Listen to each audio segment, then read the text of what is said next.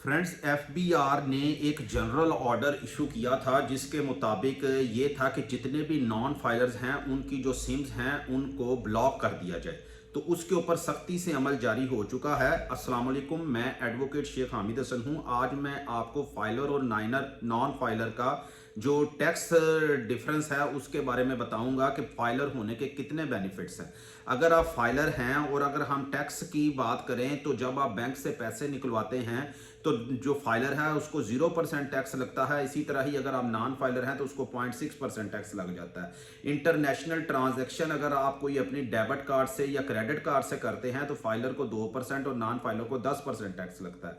Property की खरीद पे फाइलर को 3% और नॉन फाइलर को 10.5% टैक्स लगता है। प्रॉपर्टी की फरोख्त पे फाइलर को 3% और नॉन फाइलर को 6% टैक्स जो है वो अदा करना पड़ता है। इसी तरह ही अगर आपका सेविंग अकाउंट है और आप उससे कोई मुनाफा ले रहे हैं तो 15% और 30% के हिसाब से आपको फाइलर और नॉन फाइलर का डिफरेंस है। प्राइस बॉन्ड अगर आपका कोई निकल आता है तो उसमें भी जो फाइलर है उसको 15% टैक्स डिडक्शन होगी और नॉन फाइलर की 30% होगी।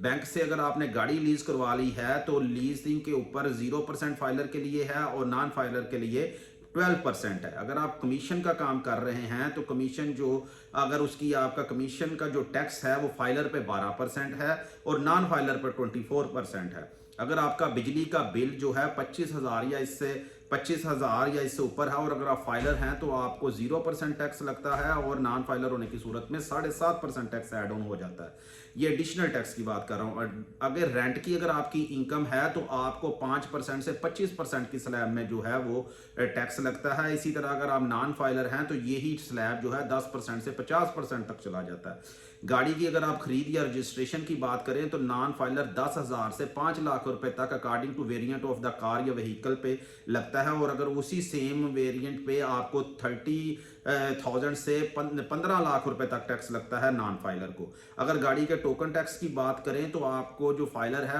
800 से लेके तकरीबन कोई 10,000 रुपए तक जो है या लाख रुपए तक टोकन टैक्स हैं। तो इसी तरह ही अगर वही स्लैब जो नॉन फाइलर के लिए 1600 से लेकर 2 लाख रुपए तक हो जाते हैं। तो आप खुदारा इस चीज को समझें कि फाइलर होने के बेनिफिट हैं और फाइलर होने से ही मुल्क व कौम की जो तरक्की है वो मुमकिन है। तो ये सारे जो इकदाम किए जा रहे हैं ये आपकी जो इकानमी है उसको डॉक्यूमेंटेड करने के लिए किए जा रहे हैं। इसमें और कोई ऐसी कबाहत नहीं है। आप किसी भी अच्छे प्रोफेशनल से इस बारे में कॉन्टेक्ट करके जो आपकी प्रोफाइल मैनेजमेंट अच्छे तरीके से कर सके, आपकी जो ऑलरेडी आपके नाम एसेट्स हैं उसको अच्छे तरीके से डिक्लेयर कर सके, आपकी वाइट इनकम बना सके ताकि उस वाइट इनकम को यूटिलाइज करके आप फर्दर अपने बिजनेस को ग्रो कर सकें। इस हवाले से सर्विसेज हम भी दे रहे हैं, हमारा अदारा भी दे रहा है। मैं लीगल सॉल्यूशंस कॉरिडोर से शेख हामिद हसन हूं। आप किसी भी अच्छे प्रोफेशनल से राब्ता कर सकते हैं कि ताकि जब वो आपकी फर्स्ट टाइम रिटर्न फाइल करे तो वो उन चीज़ों को मद्देनजर रखे कि जो फर्स्ट टाइम रिटर्न फाइलिंग के दौरान जो भी बेनिफिट्स वो आपको दिला सकता था वो दिलवा दे।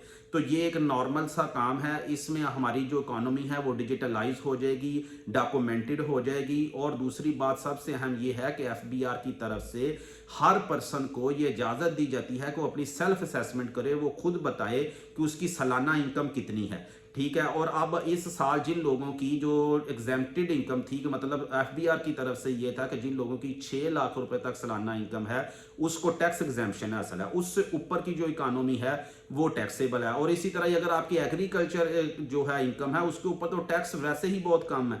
तो लोग अपनी एग्रीकल्चर की इनकम कमा भी रहे हैं, उनके पास उस चीज़ का प्रूफ भी है, लेकिन वो अपनी एग्रीकल्चर इनकम को शो नहीं कर रहे। अगर वो शो करें तो नॉमिनल सा टैक्स दे के उनके करोड़ों रुपए की रकम वाइट हो जाएगी ताकि वो उनके जो बच्चे हैं वो कल को भी कारोबार करने के काबिल हो जाएंगे।